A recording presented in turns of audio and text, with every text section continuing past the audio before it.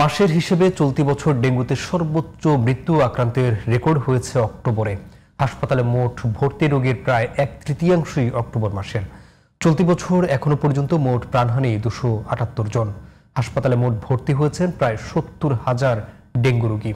নভেম্বরেও ডেঙ্গুর প্রকোপ থাকবে জানিয়ে বিশেষজ্ঞরা সবাইকে সচেতন থাকার পরামর্শ দিয়েছেন। বিস্তারিত আহমদ অনিকের রিপোর্টে।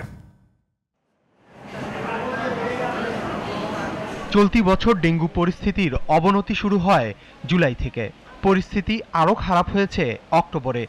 শেষ সপ্তাহে যা ভয়ঙ্কর রূপ ধারণ করে। 25 থেকে 31 অক্টোবর পর্যন্ত মারা গেছেন 19 জন, আর ডেঙ্গু নিয়ে হাসপাতালে ভর্তি হন প্রায় 6,500 রোগী, যা চলতি বছরে এক সপ্তাহে সর্বোচ্চ রোগী ভর্তির রেকর্ড। স্বাস্থ্য অধিদপ্তরের তথ্য অনুযায়ী অক্টোবরে মোট মৃত্যু হয়েছে 80 জনের। চলতি বছরে যা এক মাসে সর্বোচ্চ মৃত্যু।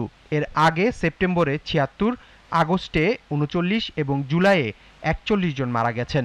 শুধু মৃত্যু নয়, অক্টোবরে হাসপাতালে ভর্তি হয়েছেন সবচেয়ে বেশি ডেঙ্গু রোগী। প্রতিদিন গড়ে 700-র বেশি ডেঙ্গু রোগী ভর্তি হন মাসটিতে। সেপ্টেম্বরের চেয়ে অক্টোবরে রোগী বেড়েছে প্রায় 1.5 গুণ। গত মাসে কোনোদিনই আমাদের এখানে রোগী 100 পার হয়নি, 100-র নিচে ছিল।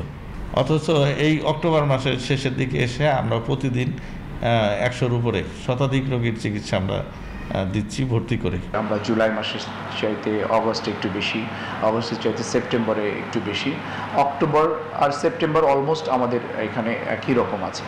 তবে আমরা আশা করেছিলাম যে অক্টোবরে হয়তো আর একটু ডিক্লাইনিং ট্রেন্ড আমরা দেখতে পাবো। নভেম্বরেও ডেঙ্গুর প্রকোপ থাকবে এবং প্রতিরোধমূলক ব্যবস্থার অংশ হিসেবে 3 দিন পর পর জমা পানি ফেলে দেওয়ার ও জ্বর হলে দ্রুত চিকিৎসকের শরণাপন্ন হওয়ার পরামর্শ বিশেষজ্ঞদের। বাড়ির আশেপাশে যেসব জায়গায় পানি জমে, যেখানে ডেঙ্গু মশা বা এডিস মশা জন্মে, সেই সব জায়গাগুলোকে ড্রাই রাখা, এগুলো আমরা যদি প্রত্যেকে তার দায়িত্বটা পালন করি, তাহলে এটা সরকারের উপরে বা কর্তৃপক্ষ যারা আছে, পৌরসভাগুলি, সিটি কর্পোরেশনগুলি, তাদের উপরে চাপটা কমে। আর প্রাতিষ্ঠানিক যে দায়িত্ব, তাদেরও আসলে আরও একটু যদি তাদের সেই অ্যাক্টিভিটিসগুলোকে বাড়ানো যায়।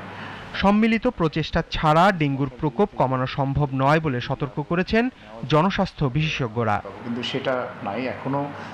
আহমদ অনিক, জিটিভি নিউজ, ঢাকা।